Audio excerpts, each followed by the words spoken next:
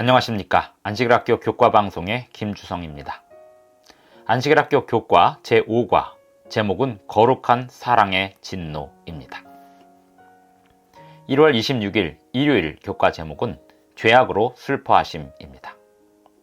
성경의 하나님은 정의를 사랑하시고 악을 미워하십니다. 죄와 악은 그러므로 하나님을 진노하시게 만들고 그 진노는 억압받고 고통받는 사람들을 위하여 표현됩니다. 심지어 자신의 죄로 인해 자기 자신이 고통받고 있는 사람들에 대해서도 그 죄에 대해서 하나님은 진노하십니다. 왜냐하면 그 죄가 사람을 고통스럽게 만들고 있기 때문입니다. 하나님은 악을 미워하시는데 그 이유는 악이 하나님의 창조물에 해를 끼치기 때문입니다. 스스로 자초하여 해를 얻은 경우에도 마찬가지입니다.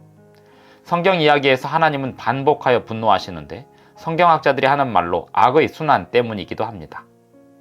악의 순환은 다음과 같이 나타납니다. 먼저 백성들이 하나님께 반역하여 악을 행합니다. 때로는 참혹하고 잔악한 행위로 나타나는데 이를테면 어린아이를 이방신에게 제물로 바치거나 그 외에 하나님 보시기에 악한 행위들을 합니다. 백성들의 선택에 따라서 하나님이 떠나십니다. 백성들은 이방 민족들에게 억압을 당합니다. 백성들이 하나님께 구원해달라고 울부짖습니다. 하나님께서 은혜롭게 백성들을 구원합니다. 그리고 백성들은 다시 하나님을 반역하고 또 반역합니다. 심지어 그 이전보다 더 지독하게 반역을 행합니다. 이토록 지독한 악순환과 배신에도 불구하고 하나님은 계속하여 인간의 불신실함을 대하시면서 다함없는 신실함으로 오래 참으시는 인내로 놀라운 은혜와 깊은 자비로 대하십니다. 시편 78편을 보면 백성들이 끊임없이 반역함에도 불구하고 하나님께서 백성들을 어떻게 대하셨는지 볼 수 있습니다. 성경에는 사랑과 정의가 한데 얽혀 있습니다. 거룩한 진노는 적절한 사랑의 반응입니다. 악에 대항하는 반응입니다. 왜냐하면 악은 언제나 하나님을 사랑하는 백성들에게 해를 끼치기 때문입니다.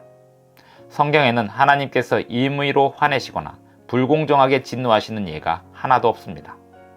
하나님의 백성들이 끊임없이 하나님을 배신하고 저버렸어도 수세기를 통해 보여주신 하나님의 성품은 언제나 신실하시고 자비를 베푸시며 모든 기대 이상으로 사랑을 베푸셨습니다. 그래서 그 인내하시는 자비와 자비로운 사랑에 가늠할 수 없는 깊이가 나타나곤 했습니다. 시편 78편 38절에 보면 하나님은 긍휼하심으로 죄악을 덮어주시며 멸망시키지 아니하시고 그의 진노를 여러 번 돌이키시며 그의 모든 분을 다 쏟아내지 아니하셨습니다. 사람이 다른 사람이 저지른 악에 대해 진노함으로 하나님의 진노를 가늠하거나 비교할 수는 없습니다. 하나님의 진노는 정의롭고 완전한 사랑의 표현이지만 사람의 진노는 아무리 사랑에서 나온 분노라 할지라도 완전히 정의로울 수는 없기 때문입니다.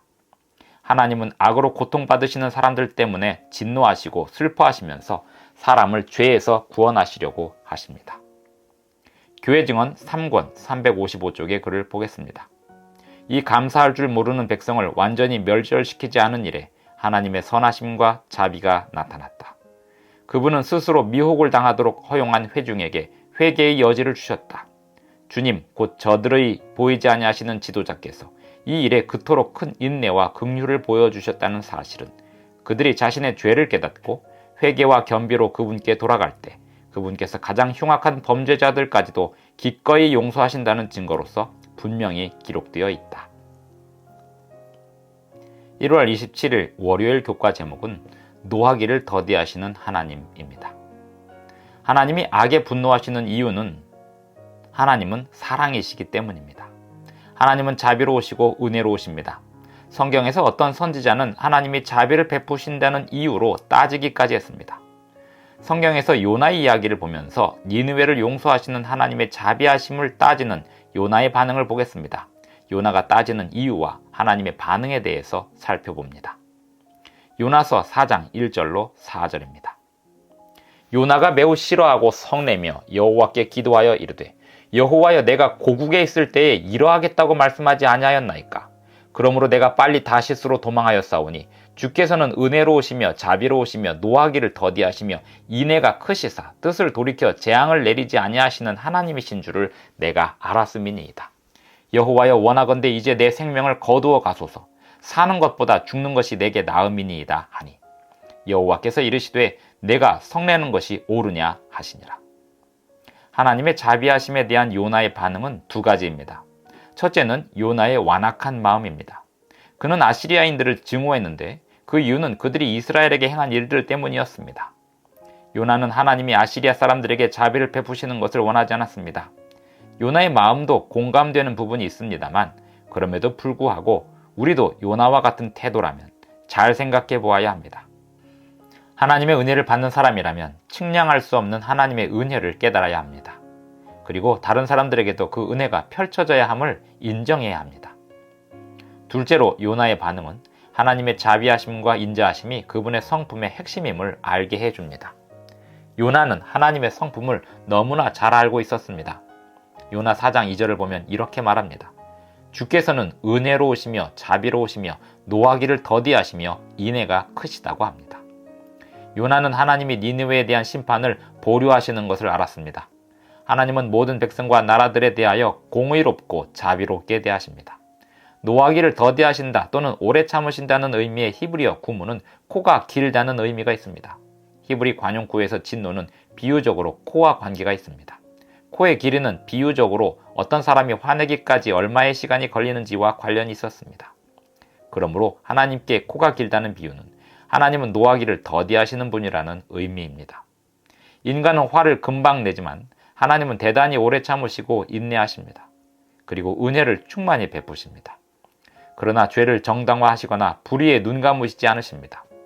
대신 하나님 자신이 죄와 악을 대항해 싸우시고 십자가를 통해 속죄하심으로 당신 자신이 의로우심을 나타내시며 당신을 믿는 백성들을 의롭게 하십니다. 로마서 3장 25절 26절을 봅니다. 이 예수를 하나님이 그의 피로써 믿음으로 말미암는 화목제물로 세우셨으니 이는 하나님께서 길이 참으시는 중에 전에 지은 죄를 간과하심으로 자기의 의로우심을 나타내려 하심이니, 곧 이때에 자기의 의로우심을 나타내사 자기도 의로우시며 또한 예수 믿는 자를 의롭다 하려 하심이라. 이어서 각 시대의 대쟁투 541쪽의 글을 봅니다. 하나님 정부의 권위와 능력은 반역을 진압하기 위하여 사용될 것이다. 그러나 보응하는 징벌을 나타내는 모든 일도 자비롭고 오래 참고 긍휼이 많은 하나님의 품성에 완전히 부합할 것이다. 1월 28일 화요일 교과 제목은 의로운 분노입니다. 이 세상에 많은 적절치 못한 분노의 형태가 있지만 성경에서 가르치는 것은 의로운 분노입니다. 어떤 엄마가 3살 딸이 놀이터에서 노는 것을 지켜보고 있다고 생각해 봅시다. 갑자기 어떤 사람이 그 딸아이를 공격하면 엄마는 분노하지 않을까요? 물론 분노할 겁니다. 분노는 어떤 특정한 상황에서 발휘되는 사랑의 표현입니다. 이러한 예는 하나님의 의로운 분노를 이해하는 데 어느 정도 도움을 줍니다. 성경 마태복음 21장 12절로 13절과 요한복음 2장 14절로 15절을 읽고 예수님이 성전에서 하신 반응을 살펴봅니다. 그리고 이 반응이 하나님의 진노에 관해 어떤 점을 가르쳐 주는지 생각해 보겠습니다. 먼저 마태복음 21장 12절로 13절입니다. 예수께서 성전에 들어가사 성전 안에서 매매하는 모든 사람들을 내쫓으시며 돈 바꾸는 사람들의 상과 비둘기 파는 사람들의 의자를 둘러 엎으시고 그들에게 이르시되 기록된 바 내 집은 기도하는 집이라 일컬음을 받으리라 하였거늘 너희는 강도의 소굴을 만드는도다 하시니라. 이어서 요한복음 2장 14절 15절을 봅니다. 성전 안에서 소와 양과 비둘기 파는 사람들과 돈 바꾸는 사람들이 앉아있는 것을 보시고 노끈으로 채찍을 만드사 양이나 소를 다 성전에서 내쫓으시고 돈 바꾸는 사람들의 돈을 쏟으시며 상을 엎으시고. 이 경우들에서 예수님은 의로운 분노가 표출하는 경건한 열심을 나타내십니다. 하나님의 성전을 세속의 정신으로 물들이고 강도의 소굴로 만드는 사람들에 대항하는 열심입니다. 강도의 소굴이라 함은 과부나 고아 그리고 가난한 자들의 약점을 이용하여 불의한 이익을 취하는 자들의 소굴이라는 의미입니다. 성전 예배는 하나님의 자비하신 용서와 죄인을 정결케 하심이 드러나야 하는데 그와는 반대로 취약한 계층의 사람들을 속이고 억압하는 형태로 이루어지고 있었습니다. 이러한 끔찍한 상태에 대해서 예수님이 분노하심이 당연한 것 아니겠습니까? 마가복음 10장 13절 14절과 3장 4절과 5절에 보면 예수님의 거룩하신 분노를 보여주는 또 다른 예들이 있습니다. 사람들이 어린아이들을 데리고 예수님께 나올 때 제자들이 꾸짖자 예수님께서 크게 못마땅해 하시며 말 그대로 분노하셨습니다. 예수님은 제자들에게 말씀하시기를 어린아이들이 내게 오는 것을 용납하라고 하셨습니다. 다른 곳에서 바리새인들이 예수님을 고소하려고 했는데 예수님이 안식일에 병자를 고치신다는 이유 때문이었습니다. 예수님이 그들에게 물으시기를 안식일에 선을 행하는 것과 악을 행하는 것, 생명을 구하는 것과 죽이는 것, 어느 것이 옳으냐 하셨습니다. 예수님은 그들의 마음이 완악함을 탄식하사 노하심으로 그들을 둘러보시고는 그 병자를 고치셨습니다. 예수님의 분노는 백성들의 완악한 마음에 대한 탄식과 관련이 있으셨습니다. 사랑의 거룩한 분노였습니다. 구약 성경에서 하나님의 분노는 사랑의 공의로운 진노였던 것처럼 예수님의 분노도 사랑의 거룩한 분노였습니다. 악에 대하여 사랑이 역정을 내지 않을 수 없을 것입니다. 특별히 악이 사랑의 대상을 해치고 있을 때면 더욱 그렇습니다. 하나님의 분노는 인간이 어떻게 흉내내기 어렵습니다.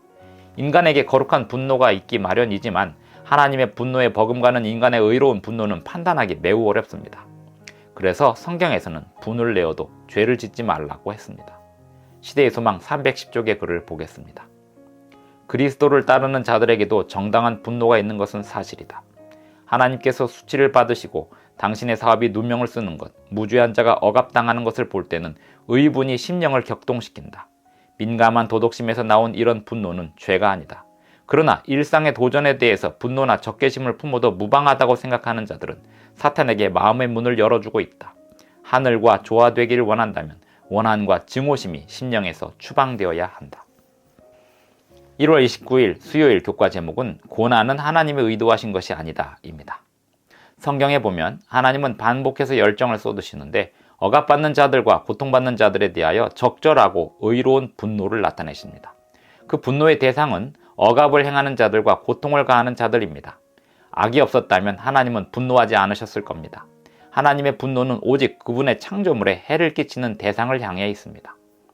예레미야 애가 3장 32, 33절에 보면 하나님은 인생에게 고생을 일부러 주시는 분이 아니라고 했습니다. 하나님은 악을 행하는 자들에게 심판을 베푸시기 원치 않으시지만 사랑은 마침내 공의를 요구하게 되어 있습니다.